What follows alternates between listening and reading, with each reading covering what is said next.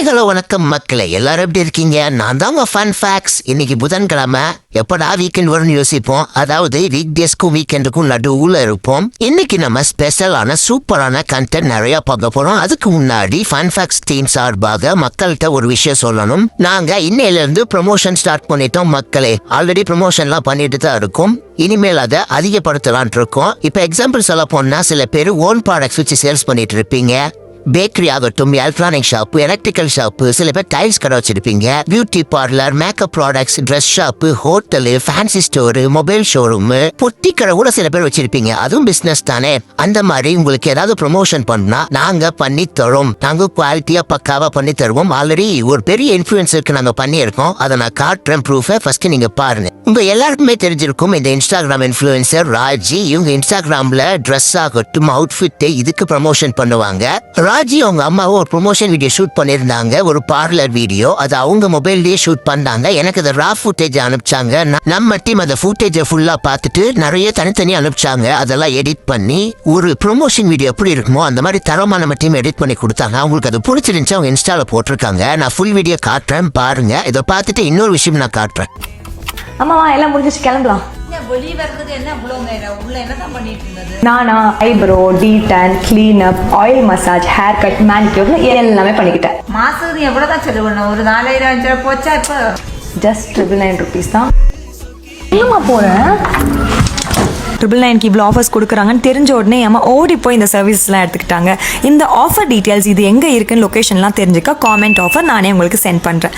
இவங்க கிட்ட 999 ஆஃபர் மாதிரி பல ஆஃபர்ஸ் போயிட்டுருக்கு. நிறைய ப்ரைஸ் ட்ராப்பும் பண்ணியிருக்காங்க. ஆம்பியன்ஸும் பக்காவாக இருந்துச்சு.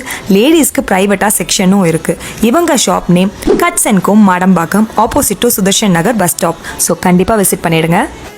வெக்கமே இல்லைல்ல. இப்ப நீ என்ன பண்ணிட்டு வந்திருக்க? யாராவது இவ்வளோ ஆஃபர் கொடுக்க மாதிரி? நீங்களே சொல்லுங்க. மை டியர் மக்களே, நம்ம டீமோட அவுட்புட் எப்படி இருந்துச்சு இந்த ப்ரூஃபையும் பாருங்க. இதை நான் ஏன் காட்டுறேன்னா, இங்க பாதி பேர் ஃபேக் ப்ரொமோஷன் தான் பண்றாங்க. அதனால நம்புறதுக்கே ஃபர்ஸ்ட் அவங்க யோசிக்கிறாங்க மக்கள். அதனாலதான் நான் இதையும் காட்டுறேன். உங்களுக்கு இந்த மாதிரி உங்களோட ப்ராடக்ட்ஸ் எல்லாமே நாங்க ப்ரொமோஷன் பண்ணி தரோம். நீங்க ஒரு பேமெண்ட் பார்த்து கொடுத்தா போதும். நாங்க பெர்ஃபெக்ட்டா பண்ணி உங்களுக்கு ஃபர்ஸ்ட் ப்ராஜெக்ட் உங்களுக்கு சென்ட் பண்ணிடுவோம். எங்களோட ஒர்க் பார்த்துட்டு நீங்க என்ன பேமெண்ட் கொடுக்கணுமோ அதை கொடுங்க எங்களுக்கு, அது போதும். எங்களுக்கு யூடியூப்லயும் ஃபேஸ்புக்லயும் பயங்கர ரீச் இருக்குங்க. ஃபேஸ்புக்ல ஒரே மாசத்துல 10 மில்லியன் வியூஸ் கொண்டு வந்தாங்க எங்க டீம். யூடியூப்ல 26 லட்சம், கிட்டத்தட்ட 3 மில்லியன் வியூஸ் கொண்டு வந்தாங்க. இப்ப எங்களுக்கு பயங்கர ஒரு ரீச் இருக்கு. அதனாலதான் நிறைய பேர் எங்களை கான்டாக்ட் பண்ணி எங்க டீம்ல சேர சொல்றாங்க. அப்பதான் எங்களுக்கு ஒரு விஷயம் தோணுச்சு. ஒரு கட்சிக்காரங்க எங்களை கூப்பிட்டு எங்க டீம்ல சேர்ந்துட்டு உங்களுக்கு ஆபீஸ் தரோம், கம்ப்யூட்டர் தரோம், எல்லாமே சொல்றாங்க. சரி, நம்ம ஏன் ப்ரொமோஷனல் வீடியோ பண்ணி நம்மளே ஏர்ன் பண்ணக்கூடாதுன்னு ஒரு தாட் வந்துச்சு. நம்ம கிட்ட எல்லாமே இருக்கு, வியூஸ் போகுது. ஸோ நாங்க உங்களுக்காக ப்ரொமோட் பண்ணி தரோம். நீங்க என்ன கடை வச்சிருந்தாலும் சரி, என்ன பிசினஸ் பண்ணாலும் சரி, எந்த பிசினஸ்னாலும் பிசினஸ் தாங்க. ஏன்னா செய்யும் தொழிலே தெய்வம். அதனால உங்களுக்கு எங்க மேல நம்பிக்கை இருந்தா ஃபன் ஃபேக்டோட ஃபேஸ்புக் பேஜ் ஆகட்டும், ஃபன் ஃபேக்டோட இன்ஸ்டாகிராம் பேஜ் ஆகட்டும், லவிஸ்டா கிரியேஷன் இதுவும் எங்களோட தான். இதுல நீங்க டெக்ஸ்ட் பண்ணுங்க. உங்களுக்கு வேணும்னா எங்களுக்கு நீங்க ப்ரொமோட் பண்ணி கொடுங்கன்னு சொல்லுங்க. நாங்களே டிசைன் பண்ணி எல்லாம் பண்ணி எங்களோட பேஜ்லயே நாங்க போட்டு சப்போர்ட் பண்றோம். உங்களுக்கு எங்ககிட்ட பேசணும்னா கீழே டிஸ்கிரிப்ஷன்ல லிங்க் நான் மென்ஷன் பண்றேன். நீங்க அங்க வந்து எங்களுக்கு மெசேஜ் பண்ணுங்க. இப்போதைக்கு எங்களால கான்டாக்ட் நம்பர் கொடுக்க முடியாத சூழ்நிலை இருக்கும். ஏன்னா அது உங்களுக்கே தெரியும், பல இடத்துல இருந்து பல கத்திகள் வந்துட்டு இருக்கு. ஸோ அதையும் நாங்க பாத்துக்கணும். இப்போ என்னை டெக்ஸ்ட் பண்ணுங்க. சரி மக்களே, இப்போ நம்ம வீடியோக்குள்ள போலாமா? இன்னைக்கு நம்ம ஃபர்ஸ்ட் பார்க்க போற கண்டென்ட் ஒரு தாறுமாறான தக்காளி சோறு கண்டென்ட். இந்த முட்டை மூஞ்சி முத்துலட்சுமி என்ன சொல்லுதுன்னா, தளபதி விஜய் அவர்கள் கரூர்ல பாதிக்கப்பட்ட மக்களை மகாபலிபுரத்துல வந்து மீட் பண்ணார்ல, அதை இந்த மேடம் ரொம்ப தரைகுறவா பேசிட்டு இருக்காங்க. இவங்களுக்கு உண்மை என்னன்னு தெரியுங்களா? காசை வாங்கிட்டு இஷ்டத்துக்கு கூவ வேண்டியது. ஃபர்ஸ்ட் இது என்ன பேசிருக்கு நீங்க பாருங்க, அப்புறம் நம்ம இதுக்கு ஒரு பதில் வீடியோ பார்க்கலாம். இந்த சினிமா மாடல் உலகத்துல எந்த பொலிட்டீஷியனாவது எந்த தலைவராவது துக்கத்தை அனுசரிக்கிறதுக்கு நீங்க வாங்க அப்படின்னு கூப்பிடுவாங்களா? பொலிட்டிக் பர்சனை விடுங்க, ஒரு இண்டிவிஜுவல் பர்சன் அப்படி பண்ணும். இதை கேட்டா அவங்க விடல இவங்க விடல பெர்மிஷன் கொடுக்கலன்னு சொல்றீங்க. இப்ப அடுத்து எதுவும் கட்சி கூட்டம் எதுவுமே உங்க கட்சி சார்பா எதுவும் நடத்த மாட்டீங்களா? அஜித் குமார் இறந்தப்ப வீட்டுக்கு போனீங்க, அனிதா இறந்தப்ப வீட்டுக்கு போனீங்க, படம் ஷூட்டிங் சினிமா ஷூட்டிங்க்கு போயிட்டு தான் இருக்கீங்க.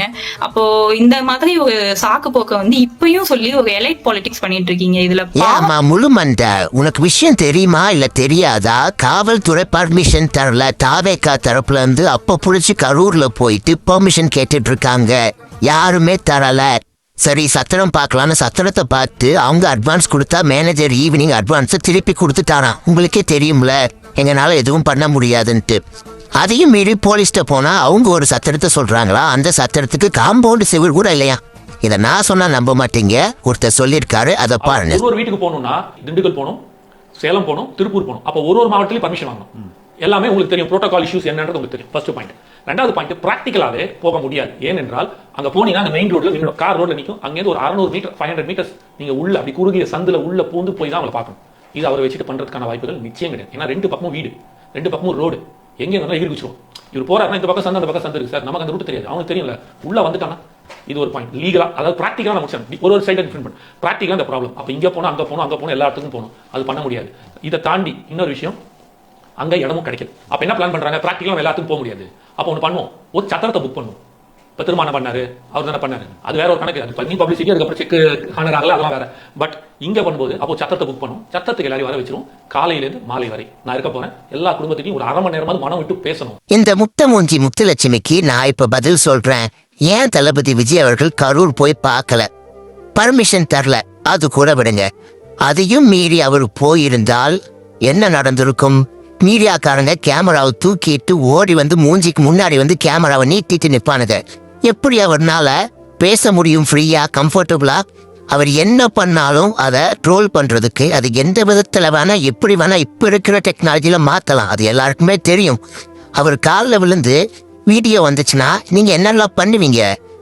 ஏங்க அவர் சும்மா இருந்தாலே சோசியல் மீடியாலையும் சரி, அவர் பேசாம இருந்தா அவரை பத்தி பேசாதவங்க யார் இருக்கான்னு சொல்லுங்க.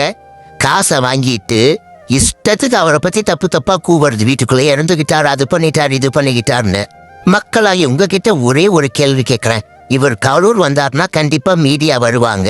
எப்படி ஃப்ரீயா ஒவ்வொரு ஃபேமிலிட்ட பேச முடியும், மனசு விட்டு அழுக முடியும் சொல்லுங்க? அவர் ஏதாவது எமோஷனலா பண்ணாலே இங்க வீடியோ எடுத்து அதை ஒரு ட்ரோல் சாங்கா போட்டு பண்ணக்கூடிய ஆட்கள் எக்கச்சக்க பேர் இருக்காங்க. ஒரு பெரிய எமோஷனல் மூமெண்ட்டை இப்ப இருக்க டெக்னாலஜியை வச்சு ஈஸியா காமெடி மூமெண்ட்டா மாத்திடுவாங்க. இதெல்லாம் தளபதி தெரிஞ்சுக்கிட்டு தான் தனியா போய் மக்களை மீட் பண்ணியிருக்காரு. இது ரொம்பவே நல்ல விஷயங்க. ஏன்னா மீடியாவும் யாரும் அலோவ் பண்ணல, தாவேக்க கட்சிக்காரங்களே யாரும் அலோவ் பண்ணல. இவரு மட்டும் ரூமுக்கு போயிருக்கிறாரு. போனை கூட எடுத்து திருப்பி வச்சுட்டாருங்களா, போனை கூட எடுக்கலன்னு சொல்றாங்க அங்க இருக்கிற பெற்றோர்கள். அப்போ பாத்துக்குங்க. அடுத்து நம்ம பார்க்க போறது அரமண்ட அனுசுயா ஆண்டியை பத்தி. இவளுக்கு என்னன்னே தெரியல, தளபதி விஜய் அவர்களை பத்தி மட்டுமே வீடியோ போட்டுட்டு இருக்கா. இன்ஸ்டால வியூஸ் வரணும்னு போடுறாளா இல்ல பேமெண்ட் தர்றாங்களா ஒன்னும் புரியல. தளபதி விஜயவே பிடிச்சி தொங்கிட்டு இருக்கா. இந்த வெடச்ச மூக்கு வைத்தீஸ்வரி என்ன பேசுறான்னு கொஞ்சம் ஃபுல்லா கேளுங்களேன். தமிழ்நாட்டு மக்கள் எல்லாம் என்னவா நினைச்சிட்டு இருக்காரு மிஸ்டர் விஜய்? ஒரு இடத்த பிக்ஸ் பண்ணி அங்க வர சொல்றான், அவன் ஏரியாக்கு வர சொல்றான், நம்ம போவோமா? தன்மானம் உள்ள எந்த ஒரு மனிதனா இருந்தாலும் இப்படி போவாங்களா? மிஸ்டர் விஜய் வந்து இந்த 41 குடும்பத்தை தத்தெடுக்கிறாங்க. ஓகே, எடுக்கட்டும், வேற வழி இல்ல. இப்ப அவங்க ஏதோ ஒண்ணு பண்ணிதான் ஆகணும். இப்ப அவங்க பண்றது எல்லாமே செலவு கிடையாது, இன்வெஸ்ட்மெண்ட். ஓகே, அரசியலுக்கு அவங்க பண்ற இன்வெஸ்ட்மெண்ட். இத தமிழ்நாட்டு மக்கள் தான் புரிஞ்சுக்கணும். 41 குடும்பம் மக்கள் கூட்டிட்டு போயிட்டாங்க. ஆனா ஒரு 100 பேருக்கு மேல அடிபட்டு ஹாஸ்பிட்டல்ல ட்ரீட்மெண்ட் பார்த்துட்டு இன்னும் வேற வீட்டுக்கு கூட போக முடியாம வீட்டுல இருக்காங்கல்ல, அவங்களோட நிலைமை எல்லாம் என்ன மாதிரியான அரசியலுங்க இது? ஆனா விஜய் என்ன பண்ணாலும் முட்டு கொடுக்கணும்னு ஒரு குரூப் இருந்துட்டே இருக்காங்கப்பா. விஜய் வீட்டுல இருந்து வெளியே வரார், கிளம்பி விட்டார், பனையூர்ல இருந்து வெளியே வரார், நீலாங்கரை சென்று விட்டார், சட்டை போட்டு விட்டார். என்னங்க இதெல்லாம்? என்னது இது? அப்படி என்னங்க விஜய் கிட்ட அப்படி என்ன புதுசா அதிசயத்தை மக்கள் பாக்குறாங்க அந்த ரசிகர்கள்னு புரியவே இல்லைங்க. விஜய் வந்தா ஒரு மாற்றம் வரும்னு எதிர்பார்த்துட்டு இருந்த இளைய சமுதாயமே இந்த மாதிரியான மாற்றம் தேவைதானா? காசை வாங்கிட்டு பேசுற கழுசடைக்கெல்லாம் நான் பதில் சொல்ல வேண்டியதா போச்சு பாருங்க. நான் கேட்கிற கேள்விக்கு மட்டும் பதில் சொல்லி கேப் மாதிரி கரூர்ல அவருக்கு பர்மிஷன் கொடுக்கல, மண்டபம் யாரும் அலாட் பண்ணல, எதுவுமே பண்ணல. எப்படி நீங்க போவீங்க? அவர் உயிருக்கு எப்படி உத்தரவாதம் இருக்கும்? காம்பவுண்ட் விட இல்லாத ஒரு இடத்த போலீஸ்காரங்க கொடுக்கறாங்களா?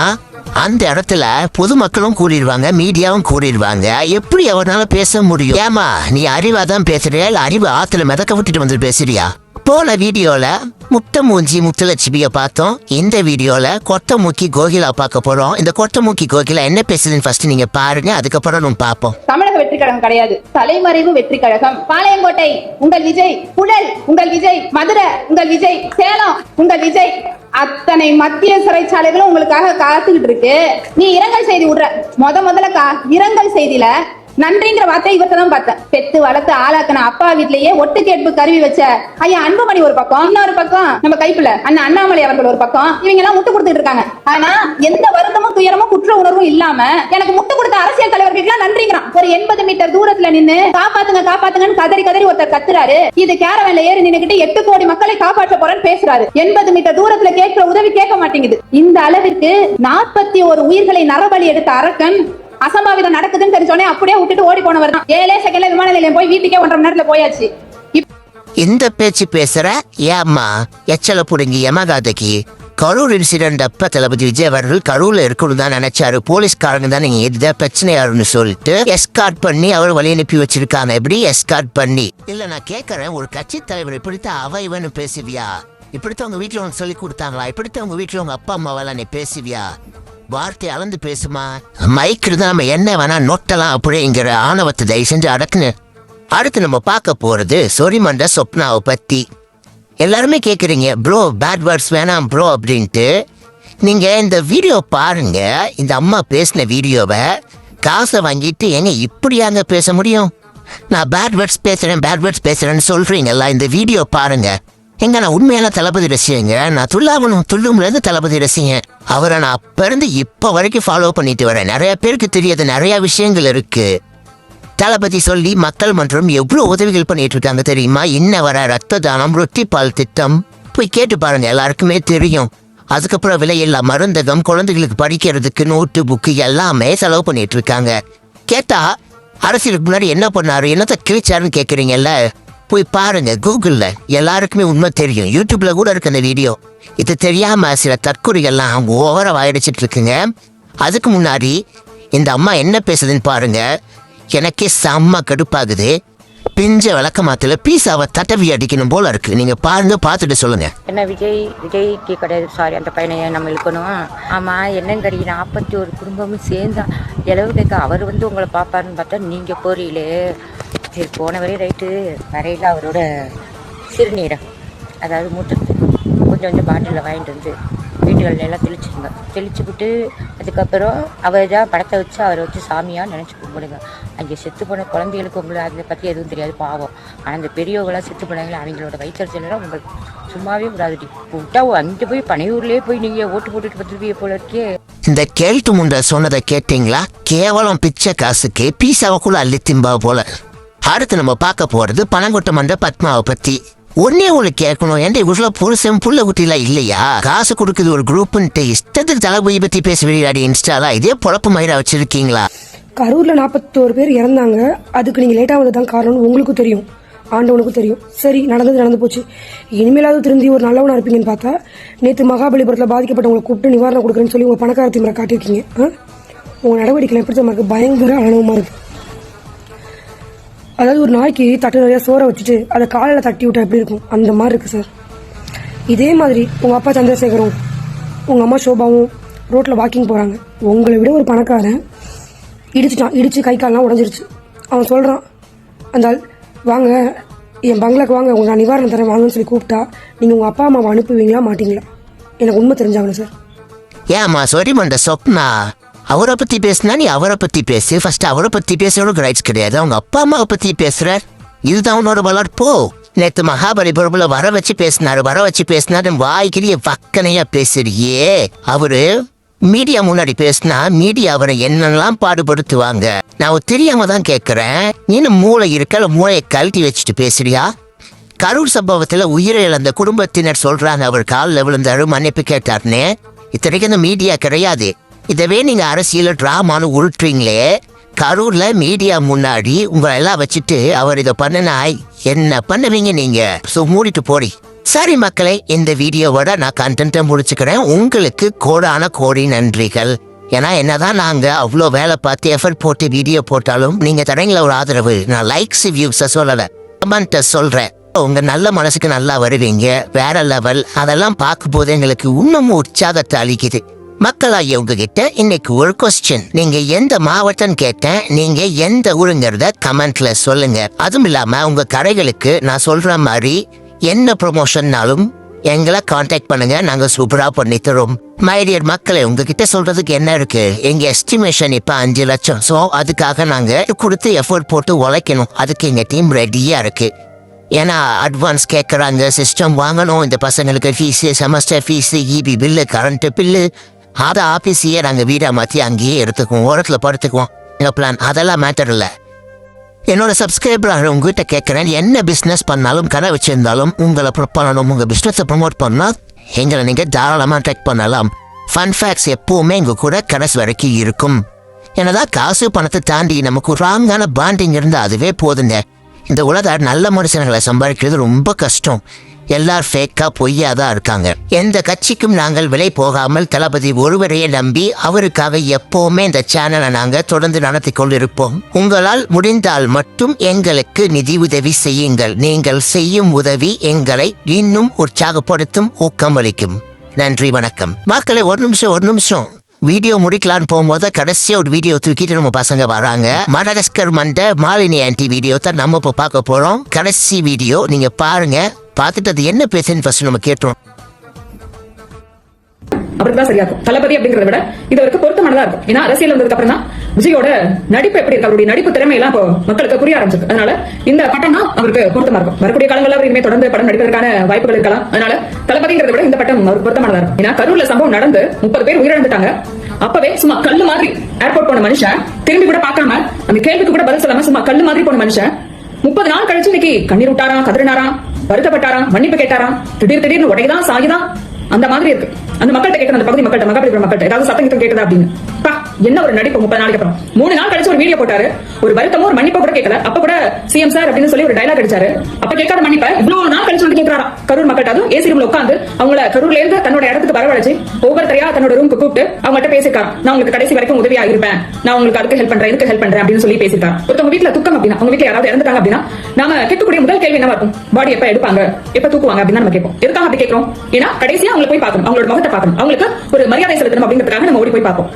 இது முடியாதவங்க, நேர்ல போக முடியாதவங்க அடுத்த நாள் அல்லது அதுக்கு அடுத்த நாள் போய் பார்ப்பாங்க. இதுதான் நம்ம ஒருவருக்கு இறுதி சடங்குல கொடுக்கக்கூடிய ஒரு மரியாதை, நாம அவருக்கு செலுத்தக்கூடிய ஒரு அஞ்சலி. ஆனா விஜயை பொறுத்த வரைக்கும் தன்னை பார்க்க வந்து உயிர் விட்டவங்களோட கடைசி முகத்தை கூட பார்க்கணும் அப்படின்னு அவருக்கு தோணல. இந்த பிஞ்சு குழந்தைங்களை கூட பார்க்கணும், அந்த குழந்தைங்களோட முகத்தை பார்க்கணும், எதுவுமே தெரியாம கூட்டத்துல போய் சிக்கி மிதிப்பட்டு இறந்து போன அந்த குழந்தைங்களோட முகத்தை பார்க்கணும், அதுங்களுக்கு அஞ்சலி செலுத்தணும் அப்படிங்கிற ஒரு சின்ன ஒரு மனிதாபிமானம் கூட விஜய்க்கு இல்ல அப்படிங்கிறது மிக மிக வருத்தப்பட வேண்டிய விஷயம். தமிழ்நாடை கொண்டாடக்கூடிய ஒரு சூப்பர் ஸ்டாருக்கு இந்த ஒரு அடிப்படை தகுதி கூட இல்லையே, அடிப்படை உணர்வு கூட இல்லை அப்படிங்கிறது ஒரு மிக மிக வருத்தப்பட வேண்டிய ஒரு விஷயம் தான் சொல்லணும். ஏன்னா துக்கம் அப்படிங்கிறது பெருமையா ஒருத்தருக்கு 30 நாள் கழிச்சு அவர் விசாரிக்கிறதோ இல்ல கை கொடுக்கிறதோ இல்ல. அப்ப அந்த சூழ்நிலையில அவங்க துக்கத்துல நம்ம அவங்களோட வழிகள்ல பங்கெடுத்துக்கிறது, அவங்க துக்கத்துல நம்ம பங்கெடுத்துக்கணும். விஜய் அப்பவே நேர்ல போயிருந்தார் அப்படின்னா அவங்களுடைய குடும்ப சூழ்நிலை எப்படி இருக்கு, பொருளாதாரத்துல பின்தங்கியவங்களா எப்படி இருக்காங்க, கணவர் இறந்துட்டாரு அப்படின்னா அவங்க பொருளாதாரத்துல பின்தங்கியவங்களா இருக்காங்களா, அவங்க வீட்டுல எத்தனை பேர் இருக்காங்க, இதெல்லாம் நேர்ல போய் பார்க்கும்போது தான் தெரியும். மனைவி இறந்துட்டாங்க அப்படின்னா அவங்க வீட்டுல எத்தனை குழந்தைங்க இருக்கு, இவரால சமாளிக்க முடியுமா, வீட்டுல யாராவது பெரியவங்க இருக்காங்க, அதெல்லாம் நேர்ல போய் பார்த்து விசாரிச்சா தெரியும். அவங்க வீட்டை பார்க்கணும், அவங்க இருக்கக்கூடிய அந்த இடத்தை பார்க்கணும். குடும்பத்துல இருக்கிறவங்க கிட்ட நம்ம அந்த நேரத்தில் ஆறுதல் சொல்லும்போது நமக்காக வந்திருக்காங்க, இவ்வளவு தூரம் நம்ம வீட்டை தேடி வந்திருக்காங்க, நமக்காக இவ்வளவு பேர் இருக்காங்க அப்படிங்கிற ஆறுதல் அந்த நேரத்தில் உங்களுக்கு கிடைக்கும். அதனால ஒருத்தவங்க இறந்த உடனே நேர்ல போய் பார்க்கிறது, அவங்களுக்கு அஞ்சலி செலுத்துறது, வீட்டுல இருக்கிறவங்கள விசாரிக்கிறது, இந்த மாதிரியான சடங்குகள் இருக்கு. அப்படி மக்களோட மக்களா நின்னா அவங்களுடைய வழிகள் புரியும். அப்பதான் சேவை செய்ய வந்திருக்கேன் அப்படின்னு இவர் சொல்றதுக்கு ஒரு அர்த்தமாக இருக்கும். அதை விட்டுட்டு நீங்க வாங்க, நீங்க என்னோட ரூமுக்கு வாங்க, நாங்க இருக்கிற இடத்துக்கு வாங்க, வந்து நான் ஆறுதல் சொல்றேன், அதை வாங்கிட்டு போங்க அப்படிங்கிறது என்ன வியாபாரம் பண்றாரா? இதெல்லாம் சினிமால கூட கற்பனை செய்ய முடியாத ஒரு காட்சி. சினிமால வில்லனுக்கு கூட இந்த மாதிரி எல்லாம் ஒரு காட்சியா இயக்குநர்கள் யோசிச்சிருக்கவே மாட்டாங்க. அப்படியான ஒரு விஷயத்தை விஜய் பண்ணிட்டு இருக்காரு. இது மனிதாபிமானமற்ற செயல். விஜய்க்கு அரசியல் தெரியல, இதெல்லாம் தாண்டி ஒரு விஷயத்தை சொல்லணும் அப்படின்னா விஜயோட அந்த நடவடிக்கை அப்படிங்கிறது சர்வாதிகாரத்தனம். நம்ம எவ்வளவு சர்வாதிகாரிகள் பத்தி அவங்களுடைய வரலாறுகள் நம்ம படிச்சிருக்கோம். ஆனா யாருமே இப்படி எல்லாம் பண்ணிருப்பாங்களாங்கிறது கூட தெரியாது. சர்வாதிகாரிகள் கூட இப்படி நடந்துப்பாங்களாங்கிறது தெரியாது. அப்படிப்பட்ட விஷயத்தை ஒரு வினோதமா விசித்திரமா இருக்கு. எப்படி சொல்றதே தெரியல, வார்த்தையில விவரிக்கவே முடியல. துக்க நிகழ்ச்சிக்கு போகாம நீ ஏன் இடத்துக்கு வா, நிவாரணம்னா ஏன் இடத்துக்கு வா, ஆறுதல் வாங்கணும்னா நீ ஏன் இடத்துக்கு வா, எல்லாமே இவரை தேடி போய் தான் நம்ம பண்ணணும். இவரா வரமாட்டார். ஆனா மேடையில வந்து பேசுவார், சேவை செய்ய வந்திருக்கேன், அதனாலதான் நான் உச்சபட்ச நடிகரா இருக்கும்போது அந்த உச்சத்தை எல்லாம் விட்டுட்டு நான் உங்களுக்காக சேவை செய்ய வந்திருக்கேன் அப்படின்னு. நீங்க பண்ண வரைக்கும் போதும், நீங்க பண்ண சேவையே போதும் அப்படின்னு கையெடுத்து கும்பிட்டு கொண்டு அவர் பார்க்கும்போது இதுக்கு இடையில அவங்களுக்கு முட்டு கொடுக்குறாங்க, கொடுத்து பார்த்தாங்க, ஒண்ணும் முடியல. சரி என்ன பண்றது, விஜய் திடீர்னு விமர்சனம் பண்ண முடியாது, 4 பேர் பார்த்து நம்மள சிரிப்பாங்களே, ஏன்னா அந்த அளவுக்கு நம்ம முட்டு கொடுத்துக்கோம் அப்படின்னு திடீர்னு புசியான் மேல பழிய போடுறது. பாருங்க அவர் தலைமறைவாயிட்டாரு, பொதுச் செயலாளர் அவர் தான் காரணம் அப்படின்னு. அப்படி இல்லைன்னா ஜான் ஆரோக்கியசாமி அவர் மேல பழிய போடுறது. அவர் தாங்க விஜய்க்கு அரசியல் வியூகம் வகுத்து கொடுக்குறாரு, அவர் தான் காரணம். அவர் தான் தொழில் தான் கிளம்ப சொன்னாரு, 3 நாள் கழிச்சு வீடியோ போட சொன்னாரு, 30 நாள் கழிச்சு இந்த மக்களை இன்னைக்கு தன்னோட இடத்துக்கு வந்து சந்திக்க சொன்னதே அவர் தாங்க, எல்லாத்துக்கும் காரணம் அவர் தாங்க அப்படின்னு அவர் மேல பழிய போட வேண்டியது. நான் கேட்கிறேன், புசியான தலைமறைவா இருந்தார் அப்படின்னா விஜய்க்கு தெரியாது அவர் தலைமறைவா இருக்கிறார் அப்படின்னு. விஜய்க்கு தெரியாம அவரால் இருக்க முடியுமா? அப்படி புசியான விஜய் கிட்ட சொல்லாம ஒரு இடத்துல போய் மறைஞ்சிருந்தார் அப்படின்னா ஒரு கட்சி விட்டுல நிக்கணும். ஏன் புசியான மேல எந்த நடவடிக்கை விஜய் எடுக்கல? அடுத்தது ஜான் ஆரோக்கியசாமியை பொறுத்த வரைக்கும் அவர் விஜய்க்கு அரசியல் வியூகம் வகுத்து கொடுப்பார். பொதுவாக அரசியல் கட்சிகள் தேர்தல் நேரத்தில் இந்த மாதிரியான வியூக வகுப்பாளர்களை தங்களோட வச்சுப்பாங்க. அவங்களோட வேலை என்னன்னா, நீங்க இந்த மாதிரியான வாக்குறுதிகளை கொடுங்க, இந்த இடத்துக்கு போங்க, இந்த விஷயங்களை நீங்க போக்கஸ் பண்ணுங்க, இப்படி எல்லாம் பேசுங்க அப்படிங்கிற மாதிரியான விஷயங்களை எல்லாம் சொல்லுவாங்க. அந்த அடிப்படையில் விஜயும் ஜான் ஆரோக்கியசாமி சொல்லிதான் கரூருக்கு வந்தாரு, பிரச்சாரத்துல திமுக டார்கெட் பண்ணாரு, இதெல்லாம் ஓகே.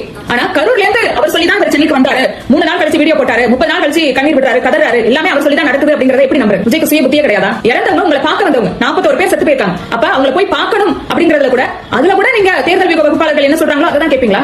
30 நாள் கழிச்சு போய் பாருங்க அப்படின்னு சொன்னாங்கன்னா அதையும் நீங்க கேட்பீங்களா? சொந்தமா யோசிக்க கூடிய திறன் 1% கூட விஜய்க்கு இல்லையா? அரசியல் தலைவர் விடுங்க, ஒரு மனிதருக்கு இருக்கக்கூடிய அடிப்படை விஷயமான அந்த மனிதாபிமானம், ஒரு இரக்கம், பரிதவிப்பு.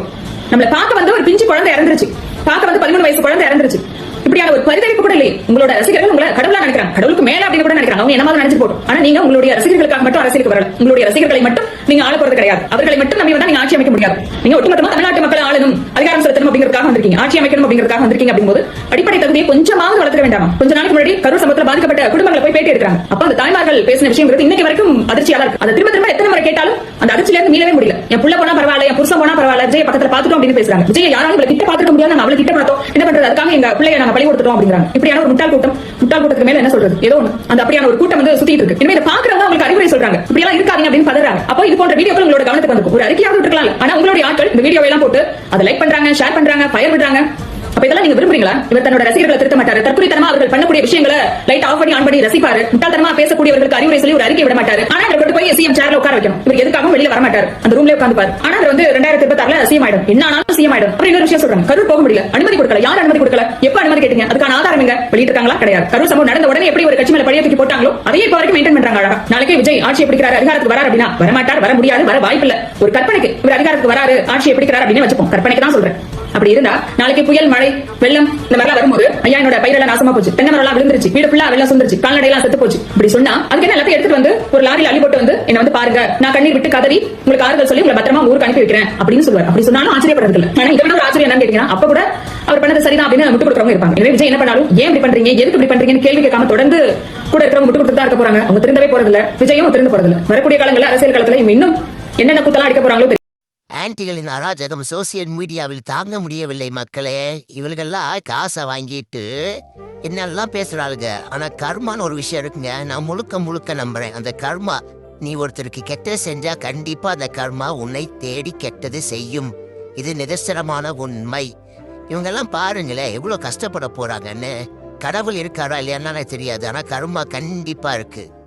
ஓகே மக்களே, அடுத்து ஒரு தரமான கண்டென்ட்ல இருந்து சந்திக்கும் வரை உங்களிடமிருந்து விடைபெறுவது fun facts and team. Bye bye.